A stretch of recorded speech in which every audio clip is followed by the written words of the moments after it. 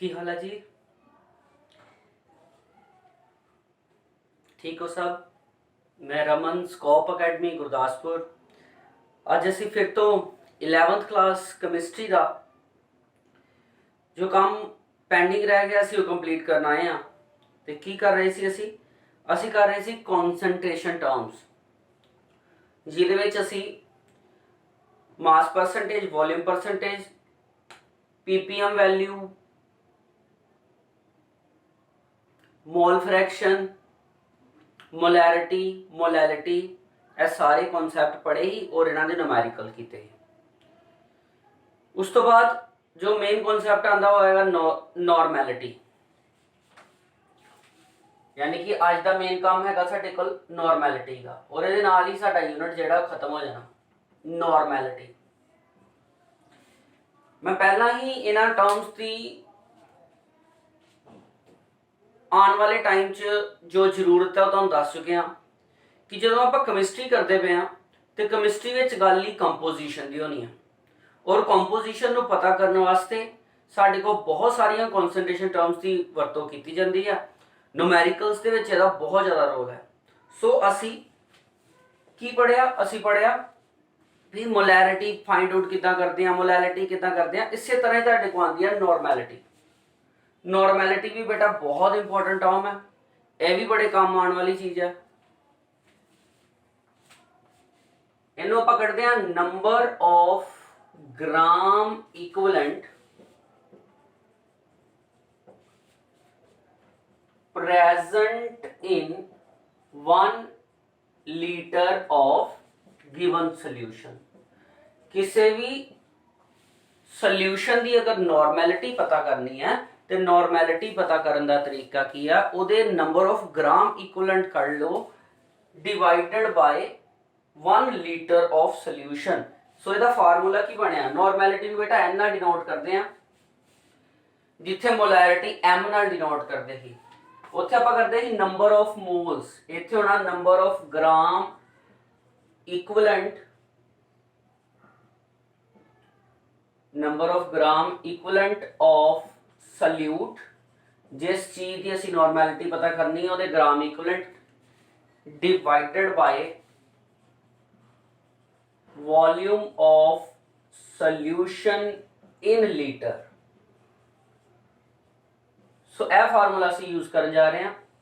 और तुहानूं याद होएगा इस तो पहला मेरा एक वीडियो ग्राम इक्विवेलेंट किस तरह कढ़ते हैं उहदे ते दिता गया है, वो सिर्फ नॉर्मैलिटी करके, क्योंकि ग्राम इक्विवेलेंट एक इस तरह का टॉपिक है जिहड़ा कि नंबर ऑफ मोल्स तो ही आम कढ़ देना। इस तरह गिवन नंबर ऑफ मोल्स कढ़ने का तरीका कि given mass divide bye molecular mass, जबकि नंबर ऑफ ग्राम इक्विवेलेंट और सल्यूट आपां पिछले वीडियो च कीता। मैं उहदा रिवीजन देना, पहले इहनूं नोट करो दवा दा।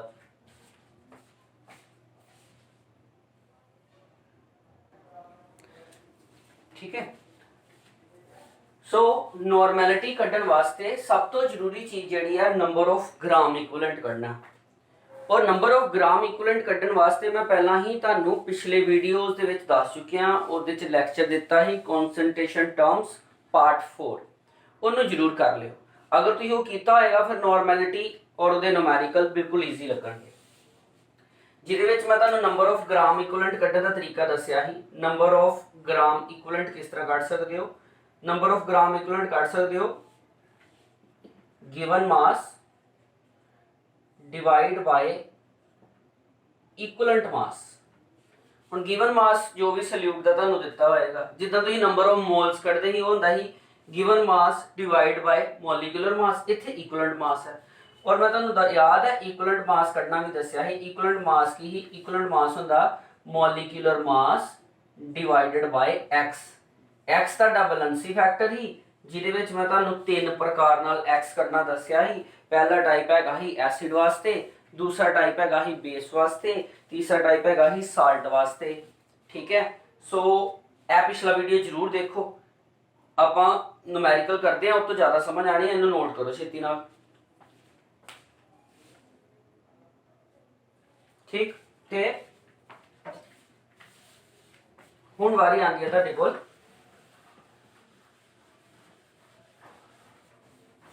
एक न्यूमेरिकल न्यूमेरिकल से असी वधिया कर सकते हैं क्योंकि न्यूमेरिकल सानू समझ आ जाना छेती और आपां इजीली गाँव आते हैं। ठीक है, चलो if 0.98 gram of H2SO4 is dissolved in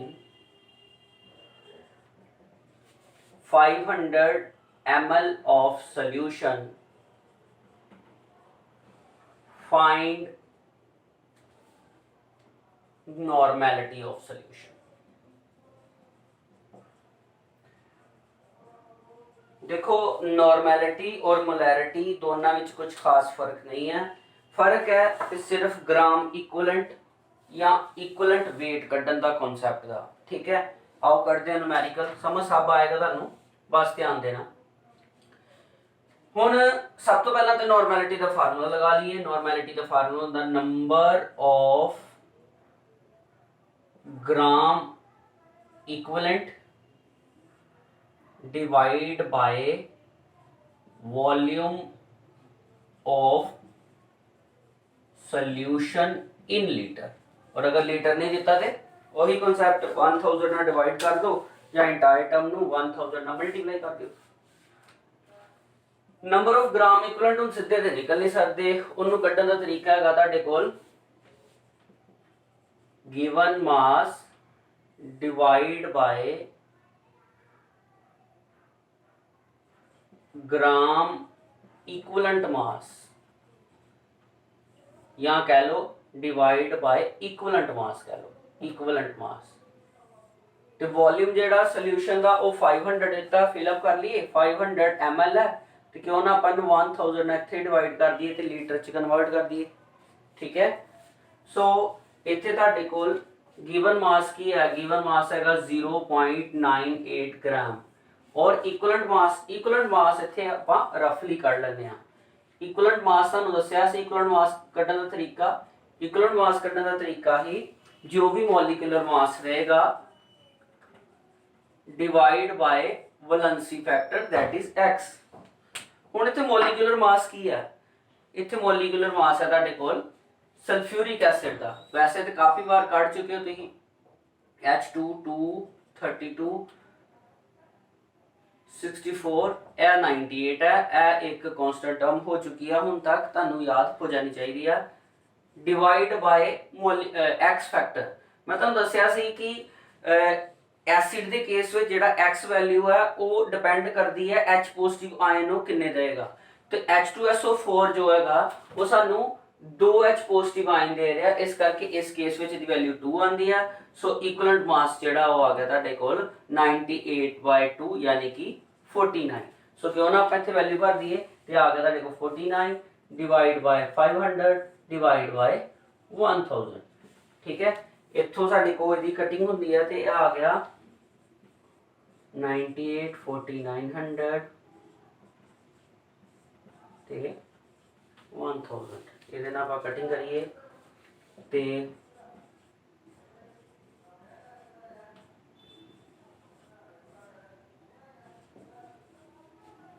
ठीक है, हाँ डन। यह 2 0 ना 2 0 गया, ਇਹਦੇ ਨਾਲ ਆ ਗਿਆ 2 ਤੇ ਇਹ ਆ ਗਿਆ ਤੁਹਾਡੇ ਕੋ 2 2 4 यानी कि ਤੁਹਾਡੇ को पहुंच गया 2/50।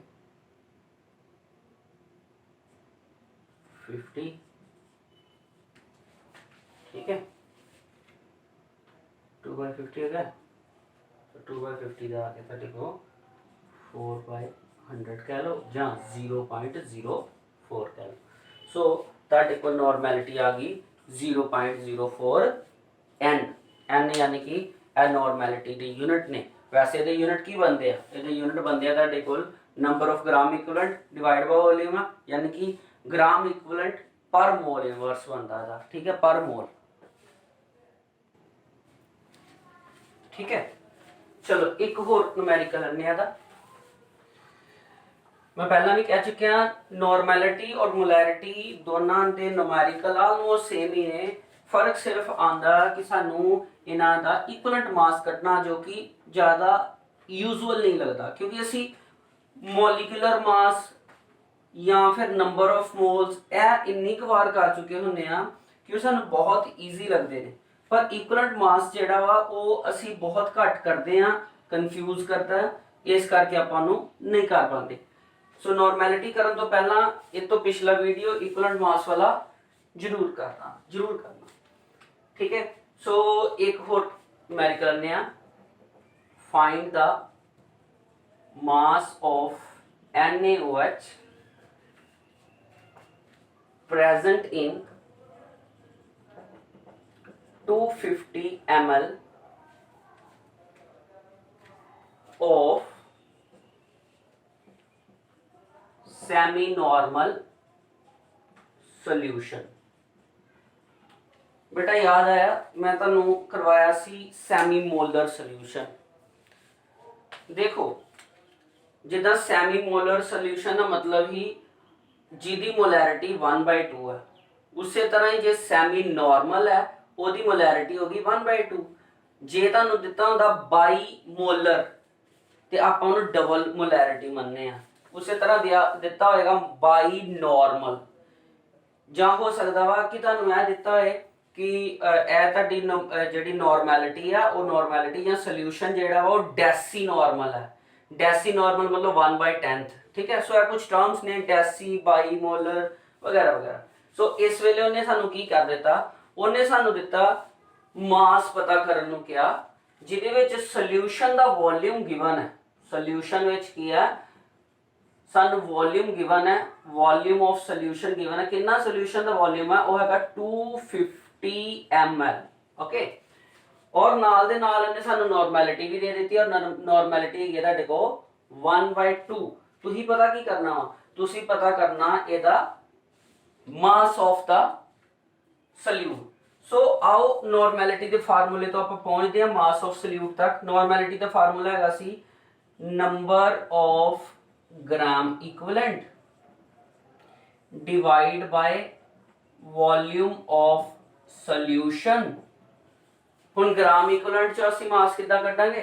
ग्राम इक्विवेलेंट का फार्मूला की सी? ग्राम इक्विवेलेंट का फार्मूला सी mass of the solute divide by equivalent mass and again divide by volume. तो वॉल्यूम तुहाडे को की है? वॉल्यूम इस वेले हैगा 250 ml, तो मैं लगाता 250 बाय 1000, क्योंकि आपां इन लीटर यूज करना। ठीक है, सो नॉर्मैलिटी आपां इत्थे भर दिंदे 1/2 मास डिवाइड बाय इक्विवेलेंट मास। ते इक्विवेलेंट मास नूं आपां अलग तो कढ लैंदे आ। इक्विवेलेंट मास कढण दा तरीका तुहानूं दस चुकिया मैं। Equivalent mass is equal to molecular mass divide by X. बार बार इनू बोलते रहो, तुहानूं याद हो जाएगा।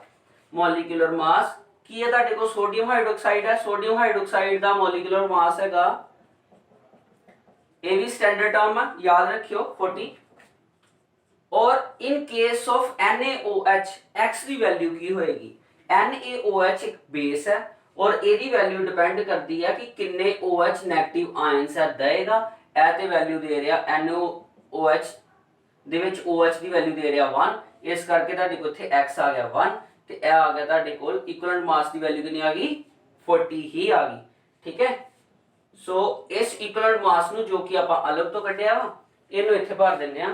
मास गिवन मास ते असीं कढना डिवाइड बाय 40 डिवाइड बाय 250 1000। ठीक है, करो, हाँ करो कैलकुलेशन, तुसी कर सकते हो। ठीक है जी, ए हुण तुसी खुद करना कैलकुलेशन ही है। ए वैल्यूज नूं इधर लै जाओ ते मास फाइंड आउट कर लो। यानी कि इन्हां न्यूमेरिकल्स विच होना कुछ नहीं है।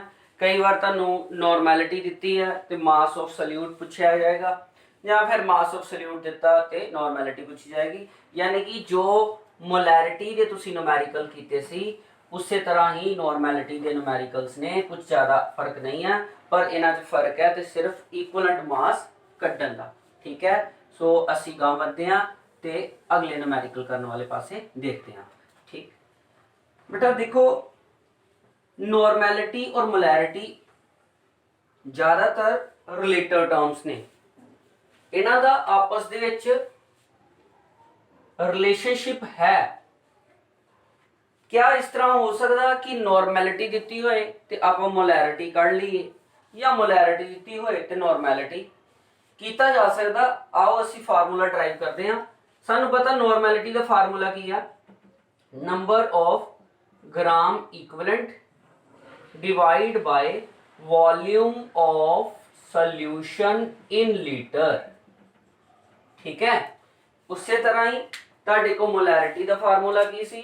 मोलैरिटी का फार्मूला सी number of moles of salute.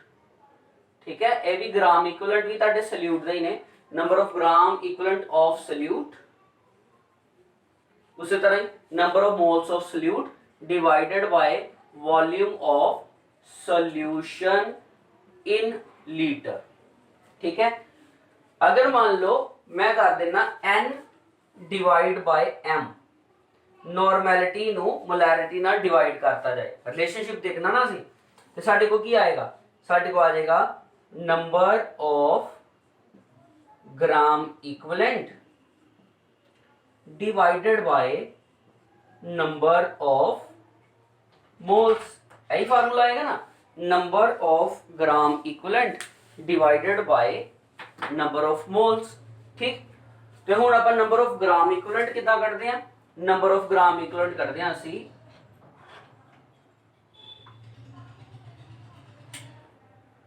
किस तरह कढदे हां? Number of gram equivalent, number of gram equivalent कढण दा तरीका वा साडे कोल mass divide by equivalent mass, है ना। और नंबर ऑफ मोल्स कढण दा तरीका की है? मास डिवाइड बाय मॉलिक्यूलर मास। क्यों यही है? इन्हां फार्मूले च यही है तरीका। नंबर ऑफ ग्राम इक्विवेलेंट कढण दा तरीका वा mass divide by equivalent mass, और नंबर ऑफ मोल कढण दा तरीका वा mass divide by molecular mass. इथों की हो गया तुहाडे कोल मास ना मास जिहड़ा वा वो कट हो गया ते तुहाडा जिहड़ा मॉलिक्यूलर मास है वो चला गया ऊपर। Molecular mass divide by equivalent मास। ठीक, हुण molecular mass divide by equivalent मास। देखो बेटा, इक्विवेलेंट मास कितना कढदे हां असीं? n डिवाइड बाय m की आ गया तुहाडे को molecular mass divide by equivalent mass. Equivalent mass कढण दा तरीका की ही? वो तरीका ही molecular mass divide by x, यही है ना। सो इस हिसाब नाल तुहाडे कोल मॉलिक्यूलर मास कट हो गया ते n अपॉन m काले बराबर आ गया n upon m is equal to x। x की ही x दा बैलेंसी फैक्टर ही जो मैं तुहानू दस चुकिया कि एसिड दे केस दे विच H पॉजिटिव ते डिपेंड करदा, बेस दे केस विच OH नेगेटिव दी वैल्यू ते डिपेंड करदा, और साल्ट दे केस विच जो तुहाडा केटायन है ओदे ऊपर जो चार्ज होएगा, कितना चार्ज है ओदी वैल्यू दे उत्ते डिपेंड करदा। सो अगर तुहानू नॉर्मैलिटी गिवन होए, ठीक, नॉर्मैलिटी गिवन होए तो तुसी मल्टीप्लाई कर दियो x दे नाल ते तुसी मोलैरिटी कढ सकदे हो। ठीक है, या फिर सॉरी नॉर्मैलिटी गिवन है ते तुसी डिवाइड कर दियो x नाल ते तुसी मोलैरिटी कढ सकदे हो। यह फार्मूला तुसी ड्राइव कीता। अगर तुहानू नॉर्मैलिटी गिवन है, मोलैरिटी फाइंड आउट करनी है, तुहानू x नाल डिवाइड करना पेगा। इत्थे फार्मूला तुहाडे को आ जाएगा n/x is equal to m। ठीक है, मैं एक न्यूमेरिकल लन्ना, मैं एक बार फिर दस देना यह फार्मूला ड्राइव किदां कीता। ਇਹ ਸਾਡੇ ਕੋਲ ਨਾਰਮੈਲਿਟੀ ਦਾ ਫਾਰਮੂਲਾ, ਇਹ ਮੋਲੈਰਿਟੀ ਦਾ ਫਾਰਮੂਲਾ, n/m ਕੀਤਾ, ਜਿਹਦੇ ਨਾਲ ਕੀ ਹੋ ਗਿਆ, वॉल्यूम ऑफ सॉल्यूशन आपस कट हो गया, ਤੁਹਾਡੇ ਕੋਲ ਆ ਗਿਆ ਸਿਰਫ ਨੰਬਰ ਆਫ ਗ੍ਰਾਮ ਇਕੁਇਵਲੈਂਟ ਉੱਪਰ, ਕਿਉਂਕਿ n ਉੱਪਰ ਹੀ divide by number of moles of solute. ਹੁਣ ਨੰਬਰ ਆਫ ਗ੍ਰਾਮ ਇਕੁਇਵਲੈਂਟ ਕਿਦਾਂ ਕੱਢਦੇ ਆ, ਮਾਸ ਡਿਵਾਈਡ ਬਾਈ ਇਕੁਇਵਲੈਂਟ ਮਾਸ, ਤੇ ਨੰਬਰ ਆਫ ਮੋਲਸ ਕਿਦਾਂ ਕੱਢਦੇ ਆ, ਮਾਸ ਡਿਵਾਈਡ ਬਾਈ ਮੋਲੀਕੂਲਰ ਮਾਸ। ਮਾਸ ਨਾਲ ਮਾਸ ਕੱਟ ਹੋ ਗਿਆ, ਮੋਲੀਕੂਲਰ ਮਾਸ ਉੱਪਰ ਚਲਾ ਗਿਆ, ਇਕੁਇਵਲੈਂਟ ਮਾਸ ਨੀਚੇ ਰਹਿ ਗਿਆ। ਹੁਣ ਮੋਲੀਕੂਲਰ ਮਾਸ ਤੇ ਉੱਪਰ ਹੀ ਹੈ, ਇਕੁਇਵਲੈਂਟ ਮਾਸ ਕੱਢਣ ਦਾ ਫਾਰਮੂਲਾ ਵਾ molecular mass divide by x। Molecular mass ਨਾਲ ਮੋਲੀਕੂਲਰ ਮਾਸ ਕੱਟਿਆ ਗਿਆ, x ਦੀ ਵੈल्यू जंप करके ऊपर चल गई, n/m का बराबर आ गया x, यानी कि normality is equal to x multiply by molarity. ठीक है, यानी कि सानू ज्यादा तामझाम च नहीं पैना, नोट कर लिया जी। आओ मैं तुहानू एक न्यूमेरिकल ना समझाना कि कितना ईजी है। अगर सोल्यूशन की नॉर्मेलिटी दी है तो मोलैरिटी कढ़ना, या मोलैरिटी दी है तो नॉर्मेलिटी कढ़ना। Find molarity of 0.2 n of H2SO4 solution। मतलब ਤੁਹਾਨੂੰ नॉर्मेलिटी ਦਿੱਤੀ है सोल्यूशन ਦੀ 0.2, n ਦੀ ਵੈਲਿਊ ਗਿਵਨ ਹੈ 0.2। ਤੁਸੀਂ ਮੋਲੈਰਿਟੀ ਪਤਾ ਕਰਨੀ ਆ, ਔਰ ਮੈਂ ਤੁਹਾਨੂੰ ਦੱਸਿਆ ਸੀ ਕਿ ਤੁਹਾਨੂੰ x ਕੱਢਣਾ ਪੈਣਾ। x ਕੀ ਹੈ, x ਹੈਗਾ ਅਗਰ ਐਸਿਡ ਹੈ ਤੇ h ਪੋਜ਼ਿਟਿਵ ਆਇਨ ਤੇ ਡਿਪੈਂਡ ਕਰਦਾ। ਇਹਦੇ ਵਿੱਚ ਕਿਉਂਕਿ 2h ਪੋਜ਼ਿਟਿਵ ਆਇਨ ਨਿਕਲਦੇ ਪਏ ਆ, ਸੋ x ਦੀ ਵੈਲਿਊ ਕਿੰਨੀ ਆਂਦੀ ਆ, 2 ਆ ਰਹੀ ਆ। Normality is equal to m multiply by x। ठीक, so m is equal to n divide by x। So ਤੁਹਾਡੇ ਕੋਲ ਇਹਦੀ ਵੈਲਿਊ ਸੀ 0.2 डिवाइड बाय x, x ਦੀ ਵੈਲਿਊ 2। ਇਹ ਜਦੋਂ ਤੁਸੀਂ ਕੱਟ ਕਰੋਗੇ 0.1, ਇਹ ਕੀ ਆ ਗਿਆ ਤੁਹਾਡੇ ਕੋਲ, ਮੋਲੈਰਿਟੀ। ਸੋ ਬਹੁਤ ਹੀ ਈਜ਼ੀ ਤਰੀਕੇ ਨਾਲ ਆਪਾਂ ਨਾਰਮੈਲਿਟੀ ਤੋਂ ਮੋਲੈਰਿਟੀ ਕੱਢ ਸਕਦੇ ਹਾਂ।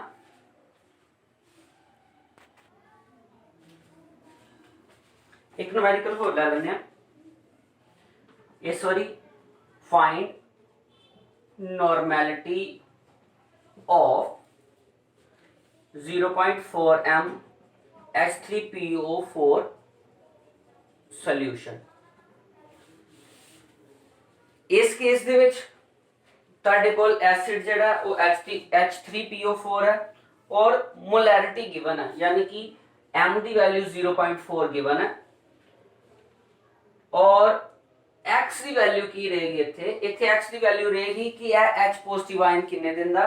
ते बेटा मैं तुहानू इस एसिड दे उत्ते पिछले वीडियो च भी दस्सिया सी कि यह अलग अलग प्रोटोनिक वैल्यू रखदा, but in this case x की वैल्यू 3 है। ते तुसी की किदां कढना, n/m इज इक्वल टू यह वैल्यू सी। ठीक है, या इस तरह लिख सकते हो n is equal to mx। ठीक, so n is equal to m की वैल्यू 0.4 मल्टीप्लाई बाय 3, ये आ गया देखो 1.2 नॉर्मल सॉल्यूशन। ठीक है, सो अगर वैल्यू तुहानू दित्ती होए मोलैरिटी दी ते नॉर्मैलिटी दे विच इंक्रीज कर जाती है, और अगर नॉर्मैलिटी दी दित्ती है ते वो मोलैरिटी च राइज करती है। ठीक है जी, चलो यह तो हो गया नॉर्मैलिटी और मोलैरिटी की गल। हुण आपां थोड़ा जिहा टॉपिक नूं अगां वधाने आ। तुहानूं याद है मैं तुहानूं करवाया सी मोलैरिटी ऑफ मिक्सचर्स, जदों दो अलग अलग तरह के मटीरियल्स यानी कि सोल्यूशनस नूं इकट्ठा कर दिता जाए तो उस वेले मोलैरिटी ऑफ मिक्सचर की निकलिया है। इस तरह ही साडे कोल आंदा वा नॉर्मैलिटी ऑफ मिक्सचर। ठीक है, यदि भी अपनी एक इक्वेशन बनेगी मिक्सचर। तो इक्वेशन की बनेगी, मान लो साडे कोल दो एसिड्स ने और उन्हां नूं मिला दिता गया। जिहड़ा पहला एसिड है उहदी जिहड़ी वैल्यू हैगी आ नॉर्मैलिटी दी ਉਹ ਤੁਹਾਡੀ ਹੈਗੀ ਆ ਨੰਬਰ ਆਫ ਗ੍ਰਾਮ ਇਕੁਇਵਲੈਂਟ ਉਹਦੇ n1 ਹੈ ਔਰ ਵੋਲਿਊਮ ਉਹਦਾ v1 ਹੈ। दूसरा एसिड ਜਿਹੜਾ ਉਹਦੇ ਵਿੱਚ number of gram equivalent n2 ਹੈ ਤੇ ਵੋਲਿਊਮ v2 ਹੈ। ਜਦੋਂ ਉਹਨਾਂ ਨੂੰ ਕਰ ਦਿੱਤਾ ਗਿਆ ਮਿਕਸ ਤੇ ਜੋ ਆਇਆ ਸੋਲੂਸ਼ਨ ਉਹਦੀ ਨਾਰਮੈਲਿਟੀ ਅਸੀਂ ਪਤਾ ਕਰਨੀ ਹੈ ਕਿ ਉਹਦੀ ਨਾਰਮੈਲਿਟੀ ਕੀ ਹੋਏਗੀ। ਠੀਕ ਹੈ, ਇਹ ਤੇ ਜਾਣਦੇ ਹੀ ਆ ਕਿ ਵੋਲਿਊਮ ਜਦੋਂ ਦੋ ਸੋਲੂਸ਼ਨ ਨੂੰ ਇਕੱਠਾ ਕਰਾਂਗੇ ਤੇ ਵੋਲਿਊਮ v1 v2 ਹੋ ਜਾਣਾ।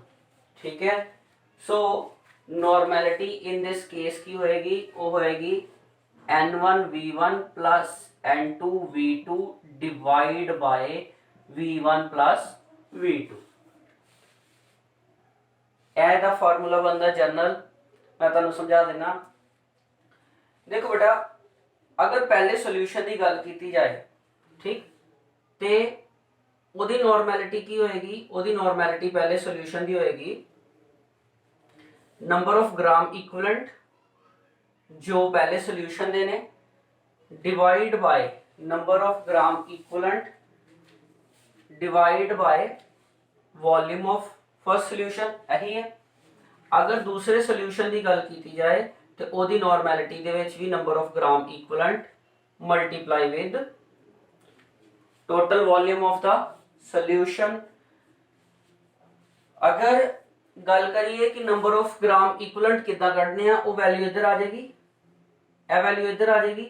यानी कि इन फर्स्ट केस ए आ गया तुहाडे को n1 v1 और इन सैकेंड केस ए आ गया तुहाडे को n2 v2। अगर पूरे सॉल्यूशन दे विच नॉर्मैलिटी लभन जा रहे हो तुसी ते ओदा फार्मूला की होना ही, ओदा फार्मूला होना ही total number of gram equivalent. ते total number of gram equivalent का मतलब जिन्ने नंबर ऑफ ग्राम इक्विवेलेंट पहले सॉल्यूशन दे ही प्लस जिन्ने नंबर ऑफ ग्राम इक्विवेलेंट दूसरे दे, यानी कि पहला सॉल्यूशन दे ग्राम इक्विवेलेंट प्लस दूसरे दे, क्योंकि ये तो चेंज नहीं होने, मिक्स ही हो रहे ने ग्राम इक्विवेलेंट, क्योंकि सॉल्यूट ते वधिया नहीं। Divide by volume, volume v1 plus v2।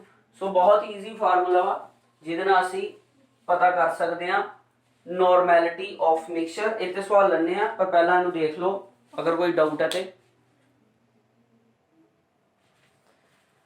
सो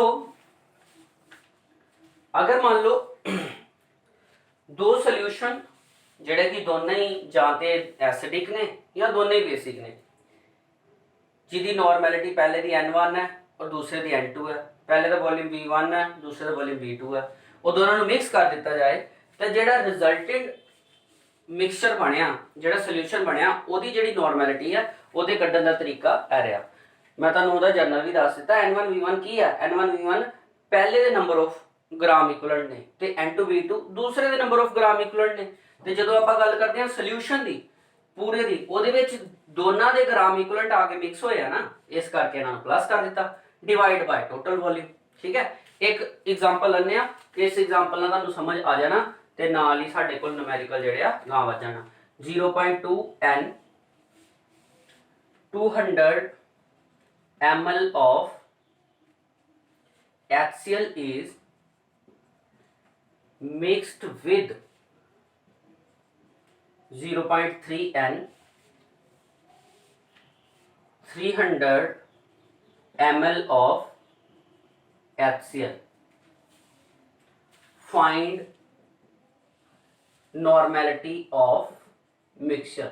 लो यार, खैर मैं खुद ही न्यूमेरिकल बना दिता, कोई टिपिकल नहीं है। सो इत्थे तुहाडे कोल n1 0.2 है, v1 200 है, n2 0.3 है और v2 300 है। तुसीं सिर्फ इस फार्मूले फिल करना normality is equal to 0.2 multiply by 200 plus 0.3 multiply by 300 divide by total volume v1 plus v2 यानी कि 500। ठीक, ये तो तुम नॉर्मैलिटी ऑफ मिक्सचर काट सकते हो। ठीक है, नॉर्मैलिटी ऑफ मिक्सचर ते मोलैरिटी ऑफ मिक्सचर दोनों को कढ़ने का तरीका आलमोस्ट सेम ही है, बट क्योंकि नॉर्मैलिटी किसी चीज के एसिड और बेस होने पर डिपेंड करती है, इस करके नॉर्मैलिटी ऑफ मिक्सचर भी इस चीज ते डिपेंड करता वा कि जे ते दोने ही मिक्सचर ए भी एसिड होए ए भी एसिड होए तो ए फार्मूला लगना, या फिर बेस होए और बेस होए। अगर ए एसिड और बेस है, एक सोल्यूशन एसिड और एक बेस है, उस वेले दा डै फार्मूला नहीं लगना, उस वेले फार्मूला चेंज हो जाना। ठीक है, मैं वो भी इनू दस ही देना क्योंकि इस तरह का न्यूमेरिकल आ जाते हैं। यही नॉर्मैलिटी दी डीप स्टडी कह लो हैगी आ कि अगर मान लो एक सोल्यूशन एसिड और एक बेस है वो किस तरह आएगा। ਇਹਦਾ ਹੁਣ ਤੁਸੀਂ ਰਿਜ਼ਲਟ ਖੁਦ ਕੱਢਣਾ, ਅਸਾਈਨਮੈਂਟ 'ਚ ਜਿਹੜੇ ਨਿਊਮੈਰੀਕਲ ਆ ਉਹ ਕੰਪਲੀਟ ਕਰੋਗੇ ਤੁਸੀਂ। ਮੈਂ ਇਹਨੂੰ ਖਤਮ ਕਰਦਾ ਤੇ ਅੱਗੇ ਕਰਦੇ ਆ normality of acid and base mixture.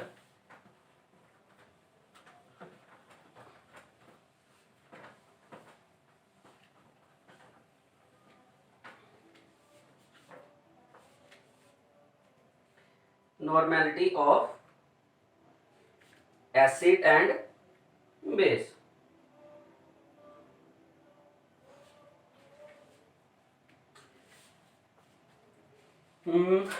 चलो,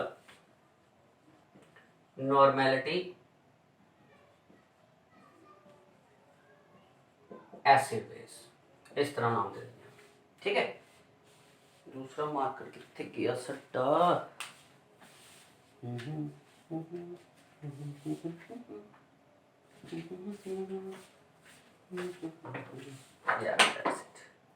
ओके, मान लो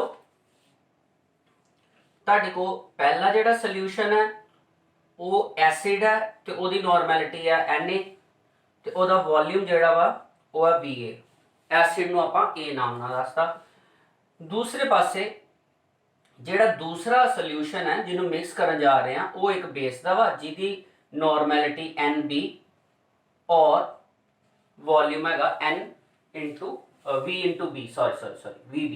ठीक, अगर ਆਪਾਂ ਇਹਨਾਂ ਨੂੰ ਮਿਕਸ ਕਰਾਂਗੇ ਤੇ ਨੋਰਮੈਲਿਟੀ ਕਿਸ ਤਰ੍ਹਾਂ ਕੱਢਾਂਗੇ। ਦੇਖੋ ਬੇਟਾ ਇੱਥੇ ਦੋ ਕੰਡੀਸ਼ਨਾਂ ਡਿਪੈਂਡ ਕਰਦੀਆਂ ਨੇ ਔਰ ਦੋ ਕੰਡੀਸ਼ਨਾਂ ਕੀ ਡਿਪੈਂਡ ਕਰਦੀਆਂ ਨੇ ਕਿ ਇਹ ਦੇਖਣਾ ਕਿ क्या NaVa ਦੀ ਵੈਲਿਊ ਗ੍ਰੇਟਰ ਹੈ Nb Vb ਨਾਲੋਂ ਜਾਂ ਫਿਰ ਇਹਦੇ ਆਪੋਜ਼ਿਟ केस NaVb ਦੀ वैल्यू ग्रेटर है NaVa नाल। अगर इस तरह है तो फार्मूले च एक चेंज आना। ठीक है,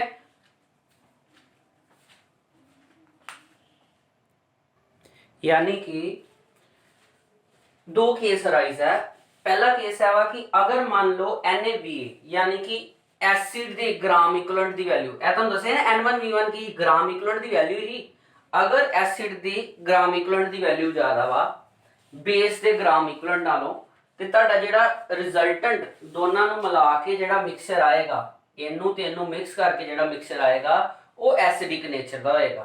और इन्हां दी जिहड़ी नॉर्मैलिटी कड्ढण दा जिहड़ा तरीका होएगा वो तरीका की होएगा, वो तरीका होएगा NaVa minus NbVb divide by volume of acid volume of base. अगर बेस के ग्राम इक्विवेलेंट ज्यादा होणगे एसिड के घट होणगे फिर आ फार्मूला रिवर्स हो जाएगा NbVb minus NaVa divide by Va plus Vb। Volume तो सेम ही रहेगा। असल च बड़ी सिंपल जी गल है, जो तुसी एसिड और बेस दोनों को मिक्स करते हो, अगर एसिड की मात्रा ज्यादा होएगी तो जिन्ना बेस हैगा उन्होंने वो न्यूट्रलाइज कर देगी तो वो नाल खत्म हो जाएगा और जो वध रह जाएगा ओदा नॉर्मैलिटी दे विच अपना हिस्सा हो जाएगा तो तुहाडी नॉर्मैलिटी सिर्फ एसिड बेस एसिड ते ही डिपेंड करेगी। ਉਹਦੇ उल्ट अगर मान लो तुसी एसिड और बेस ਨੂੰ मिक्स ਕਰਨ ਦੇ और बेस ਦੀ वैल्यू ਜ਼ਿਆਦਾ ਵਾ, बेस ਤੇ ग्राम इक्विवेलेंट ਜ਼ਿਆਦਾ, ਤੇ ਉਸ ਕੇਸ ਵਿੱਚ ਤੁਹਾਡੀ ਨੋਰਮੈਲਿਟੀ ਜਿਹੜੀ ਆ बेस ਵੱਲੋਂ ਵੱਧ ਜਾਏਗੀ। ਕਿਉਂਕਿ ਦੇਖੋ ਨਾ ਸਾਫ਼ ਲੱਭਣ ਡਿਆ, अगर मान लो एसिड ਦੀ वैल्यू ਵਧਦੀ ਆ ਤੇ बेस ਤੇ ਜਿੰਨੇ ਵੀ ग्राम इक्विवेलेंट ਆ ਉਹਦੇ ਵਿੱਚੋਂ ਮਾਈਨਸ ਹੋ ਰਿਹਾ मतलब ਉਹਨੇ ਨਿਊਟਰਲਾਈਜ਼ ਹੋ ਕੇ ਖਤਮ ਹੋ ਗਏ। ਤੁਹਾਡੇ ਕੋਲ ਸਿਰਫ ਐਕਸਟਰਾ ਜਿਹੜੇ एसिड ਦੇ ग्राम इक्विवेलेंट ਨੇ ਉਹ ਆ ਜਾਂਦੇ ਨੇ। ਇਹਦਾ तीसरा केस भी एक आंदा तीसरा केस है आ जाता कि अगर मान लो दोनों दे ग्राम इक्वलेंट बराबर होन NaVa is equal to NbVb ते इहो जी सूरत विच ताड़ा सॉल्यूशन जेड़ा वा वो न्यूट्रल हो जाता। पहले केस विच अगर एसिड दे ग्राम इक्वलेंट ज्यादा वा ते जेड़ा रिजल्टेंट सॉल्यूशन है वो एसिडिक आएगा, अगर बेस दे ज्यादा वा ते फिर बेसिक आएगा, और अगर दोनों बराबर है ते फिर सॉल्यूशन जेड़ा वो न्यूट्रल हो जाता। समझ आ गया जी? इनू देख लो, मैं न्यूमेरिकल लैन जा रहा तो बाद आओ जी असी एक न्यूमेरिकल लैके ते ओदे नाल कंप्लीट कर लेंगे। ठीक है, ओके। मान लो सानू उन्हें दिता 0.2 N1 100 ml HCl plus 0.3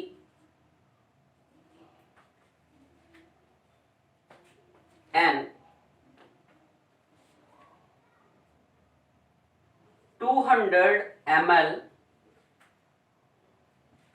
NaOH सीधा ही वैल्यू दे दी है। दोनों को मिक्स किया गया 0.2 N यानी कि HCl है, एसिड है, आप कह सकते हैं कि एसिड की नॉर्मैलिटी 0.2 दे दी है Na, और वॉल्यूम एसिड का दिता 100 ml। दूजे पासे बेस है यानी कि Nb 0.3 है और volume of the base 200 ml है। ठीक, आप रिजल्टेंट जो मिक्सचर बनया यह देखते हुए कि एसिड ज्यादा या बेस ज्यादा, वो मिक्सचर की नॉर्मैलिटी कढ़न जा रहे हैं। सब तो पहला तो NaVa कढ़ लें, जिदा कि साढ़े को फार्मूले ने NaVa is equal to 0.2 into 100 यह आ गया तुहाडे को 200। ठीक है, डन नहीं, डन नहीं आया तुहाडे को 20, और दूसरे पासे NbVb इनू भी मल्टीप्लाई करो तो यह आ गया तुहाडे को 60। ठीक है, और क्योंकि यह है ने तुहाडे को नंबर ऑफ ग्राम इक्वलेंट्स, सो इसकी वैल्यू विदाउट यूनिट है। हुण आपां नॉर्मैलिटी पता करन जा रहे हैं।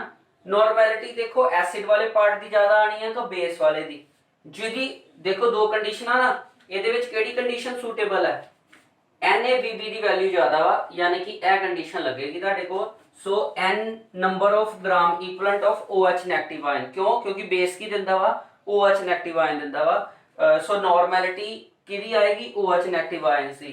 सो यह आ गया तुहाडे कोल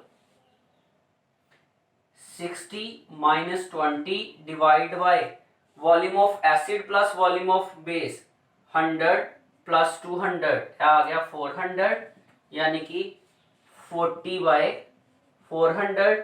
तो इनू तुसी कंप्लीट करके सॉरी 100 प्लस 200 300। ठीक, तो यह तुसी नॉर्मैलिटी जिहड़ी है तो फाइंड आउट कर सकते हो। यदि वैल्यू आ गई तुहाडे को 4/30 एंड सो ऑन। क्लियर? इस तरह तुहानू एक एसिड और एक बेस दिता होएगा, तुसी यह देखना वा कि दोनों विचों वैल्यू किहदी ज्यादा आए करती है। ठीक है, करो इनू नोटिफाई करो। ऐसी साडा न्यूमेरिकल जो आपां इस बेस के उत्ते बना के कढ़िया, जिहदे विच बेस की वैल्यू ज्यादा सी। सो नोटिफाई करन तो बाद गांह वधदे हां।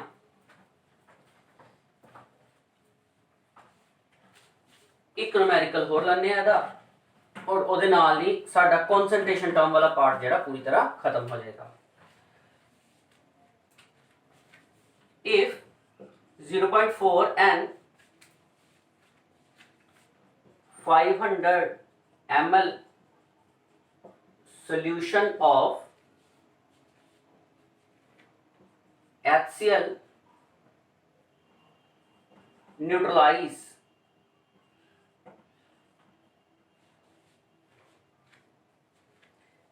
3 300 ml of KOH, find normality of KOH solution। Numerical च बोलता पिया कि एसिड जो कि HCl है ओदी नॉर्मैलिटी गिवन है 0.4, वॉल्यूम भी एसिड का गिवन है 500 ml। जेड़ा दूसरा बेस है ओदा वॉल्यूम गिवन है 300 ml, पर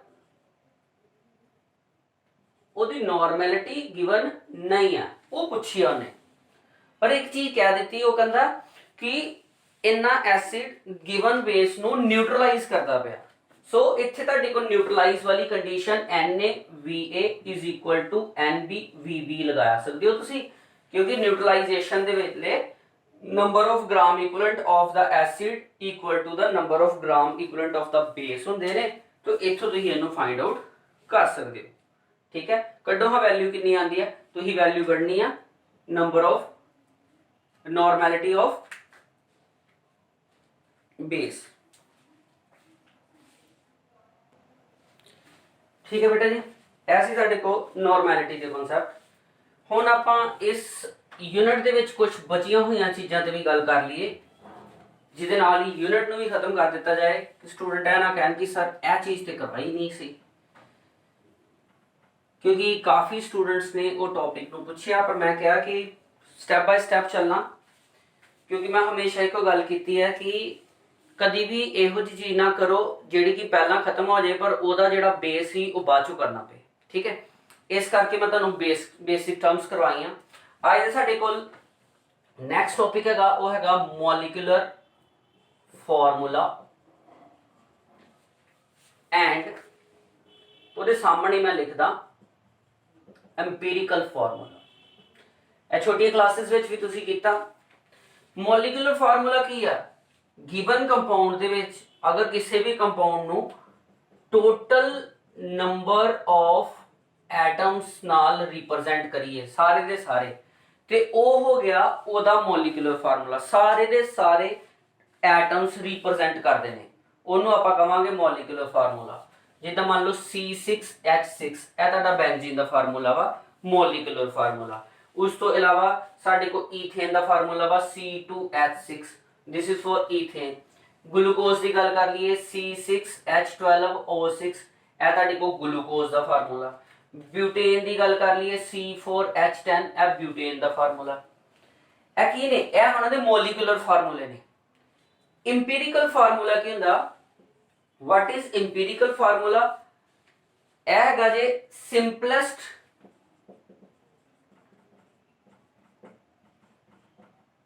ratio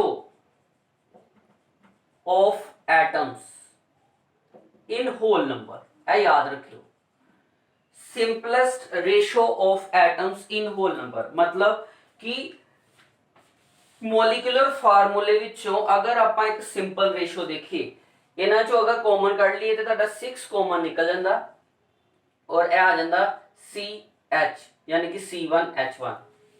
अगर इहदे ते गल करिए तो 2 कॉमन निकल जांदा, यह आ जांदा CH3 C1H3। अगर इहदे च गल करिए तो इहदे विच भी तुहाडा 6 फैक्टर कॉमन है, कॉमन निकल जांदा, यह आ जांदा CH2O1। अगर ये गल करिए तो ये 2 कॉमन निकल जाता तो आ जाता C2H5।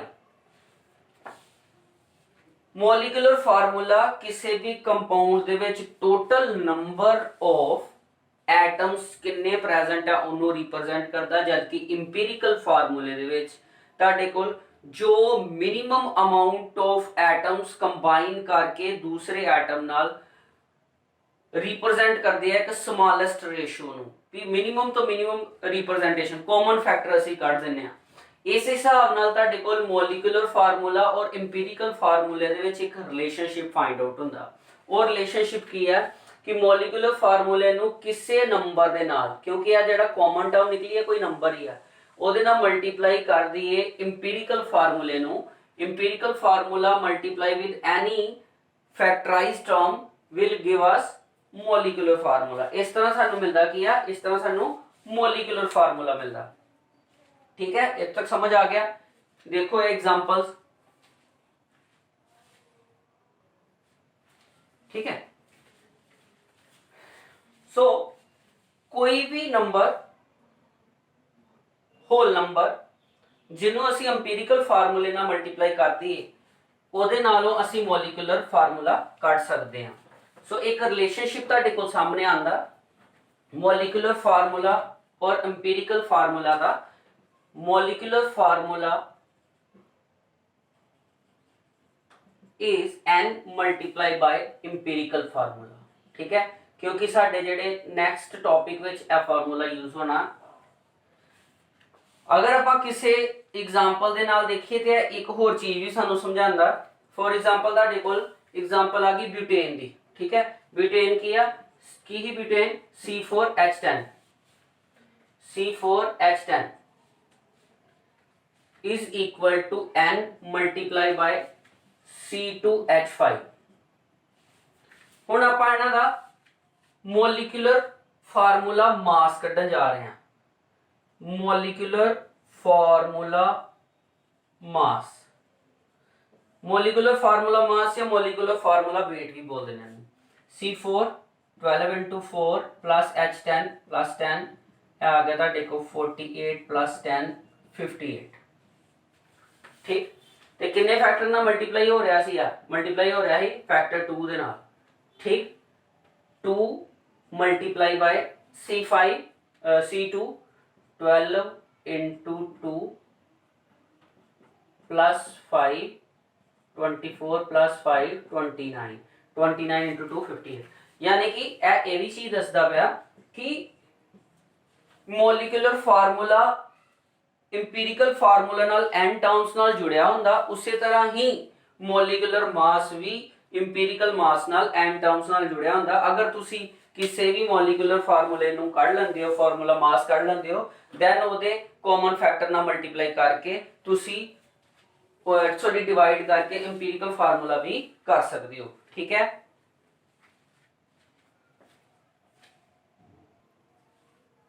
एक एग्जांपल नाल करदे हां।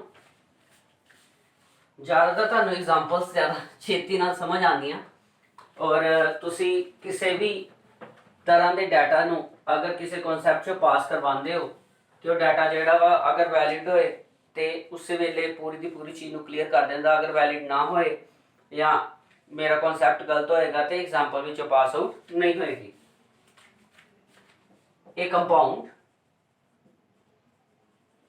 Having molecular mass 90 with its empirical formula। empirical formula देता हुआ, empirical formula वा CHO2। find its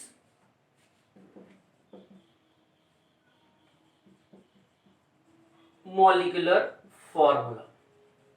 तुसी ਇਹਦਾ मॉलिक्यूलर फार्मूला ਜਿਹੜਾ ਉਹ पता करना वा। ठीक है, क्लीयर हो गई गल? ਹੁਣੇ ਆਪਾਂ ਇਹ ਚੀਜ਼ ਕਰਕੇ ਹਟੇ ਆ ਕਿ ਮੋਲੀਕੂਲਰ ਮਾਸ ਜਿਹੜਾ ਉਹ ਐਸ ਕਿਸੇ ਵੀ ਚੀਜ਼ ਦਾ ਮੋਲੀਕੂਲਰ ਮਾਸ ਕਹਿ ਲਓ ਜਾਂ ਮੋਲੀਕੂਲਰ weight ਕਹਿ ਲਓ, ਉਹ n terms multiply with empirical mass होएगा। ठीक है, यही चीज होनी की पिछली एग्जांपल जी। सो अगर आप इथों n कढ लैने आ तो साडे कोल फार्मूला सी मॉलिक्यूलर फार्मूला। मॉलिक्यूलर फार्मूला कढन दा भी यही ही molecular formula is equal to n multiply by empirical formula. Empirical formula सानू गिवन है। इंपीरिकल फार्मूले तो आप इंपीरिकल फार्मूला मास कढांगे, फिर ये तो आप n की वैल्यू कट सकते हैं। यानी कि अगर इत्थे n देखिए तो what is n? n will be molecular mass divide by empirical mass. ठीक है, इन्हों रब कर लेने, पहला उन्होंने कंप्लीट करते हैं। What is molecular mass? Molecular mass given है 90। हुण गल आंदी है इंपीरिकल मास। इंपीरिकल मास इत्थों कड्डांगे आपां CHO2 दा 12 1 16 into 2 13 ਇਹ आ गया ਤੁਹਾਡੇ को 45, यानी कि n ਦੀ वैल्यू कितनी आ गई 2 आ गई। और जिथों शुरू होए ही शुरू इथों होए सी molecular formula is equal to n multiply by empirical formula. ठीक है, सो मॉलिक्यूलर फार्मूला की है, molecular formula is equal to n multiplied by empirical formula CHO2. It means C2H2O4। ऐसा देखो कि आ गया मॉलिक्यूलर फार्मूला। ठीक, डन, करो नोट छेती। सो ठीक है बेटा जी, समझ आया। असल दे विच मैं तुहाडे कोल ਇਹ ਜਿਹੜਾ ਸ਼ੁਰੂ ਕਰਵਾਇਆ ਇੰਪੀਰੀਕਲ ਫਾਰਮੂਲਾ, ਮੋਲੀਕੂਲਰ ਫਾਰਮੂਲਾ, ਇਹ ਤੁਹਾਡੀ ਯੂਨਿਟ ਦੇ ਵਿੱਚ ਸਭ ਤੋਂ ਲਾਸਟ ਵਿੱਚ ਫਰੋਮ ਮਾਸ ਪਰਸੈਂਟੇਜ ਤੁਸੀਂ ਫਾਈਂਡ ਕਰਨਾ ਇੰਪੀਰੀਕਲ ਫਾਰਮੂਲਾ ਜਾਂ ਮੋਲੀਕੂਲਰ ਫਾਰਮੂਲਾ, ਇਹ ਨੂਮੈਰੀਕਲ ਸੀ। ਠੀਕ ਹੈ, ਸੋ ਮਾਸ ਪਰਸੈਂਟੇਜ ਦਾ ਕਨਸੈਪਟ ਮੈਂ ਤੁਹਾਨੂੰ ਸਭ ਤੋਂ ਪਹਿਲਾਂ ਕਨਸੈਂਟ੍ਰੇਸ਼ਨ ਟਰਮ ਵਾਲੇ ਪਾਰਟ 'ਚ ਦੱਸਿਆ ਸੀ। ਹੁਣ ਇੰਪੀਰੀਕਲ ਫਾਰਮੂਲਾ ਤੋਂ ਮੋਲੀਕੂਲਰ ਫਾਰਮੂਲਾ ਤੱਕ ਜਾਣਾ ਜਾਂ ਮੋਲੀਕੂਲਰ ਫਾਰਮੂਲਾ ਤੋਂ ਇੰਪੀਰੀਕਲ ਫਾਰਮੂਲਾ ਤੱਕ ਜਾਣਾ, ਇਹ 'ਚ ਇਹਦੀ ਗੱਲ ਹੋਈ। अगर तुसी खुद न्यूमेरिकल नहीं कर पाओगे तो मैं नैक्सट वीडियो दे विच तुहानूं, क्योंकि उहदे विच कुछ छोटे छोटे होर भी कॉन्सैप्ट हैगे ने, तो मैं नैक्सट लैक्चर दे विच ओह कंप्लीट कर दांगा। पहला मैं देखदा दित्ती गई असाइनमेंट तुसीं सॉल्व कर पाते हो। अगर असाइनमेंट तुहाडी सॉल्व हो गई है, ठीक है, तो फिर मैं नैक्सट वीडियो नहीं बनावांगा। अदरवाइज अगर तुहाडे कोल असाइनमेंट सॉल्व नहीं हुंदी तो फिर मैं नैक्सट वीडियो करांगा। होप सो ਤੁਹਾਨੂੰ पूरे का पूरा मेरे वालों किया गया एफर्ट समझ आ गया है। और एक बार फिर तो ਤੁਹਾਨੂੰ मैं बोल देना, देखो बेटा 10th तो बाद 11th ਜਿਹੜੀ ਆ ਉਹਦੇ ਵਿੱਚ ਮਟੀਰੀਅਲ ਬਹੁਤ ਜ਼ਿਆਦਾ ਵਾ ਕਰਨ ਵਾਲਾ, और क्रैमिंग ਦਾ ਇਹਦੇ 'ਚ ਕੋਈ ਲੈਣ ਦੇਣ ਨਹੀਂ ਹੈਗਾ। ਜੋ ਚੀਜ਼ ਤੁਹਾਨੂੰ ਆਂਦੀ ਆ ਬਸ ਉਹਨੂੰ ਤੁਸੀਂ ਪ੍ਰੋਸੀਡ ਕਰਨਾ। ਤੁਹਾਡੇ ਬੁੱਕ ਦੇ ਵਿੱਚ ਬਹੁਤ ਸਾਰੇ ਨੂਮੈਰੀਕਲਸ ਨੇ, ਮੈਂ ਅਸਾइनमेंट्स ਦੇ ਰਿਹਾ, ਉਹਨੂੰ ਕੰਪਲੀਟ ਕਰੋ। ठीक है, सो एक बार फिर तो अपने ਜਿਹੜੇ स्टूडेंट्स ने वो अपने काम ਨੂੰ लगातार करते रहो। अगर किसी ने पहले वीडियो नहीं देखे तो पहले वीडियो देखे, फिर सारिया चीज़ां समझ आ जाएंगियां। ठीक है, ओके बेटा जी, अगर तुहानूं वीडियो चंगा लगा तो लाइक भी कर दिओ और शेयर भी कर दिओ। ठीक है बेटा, हैव अ नाइस डे।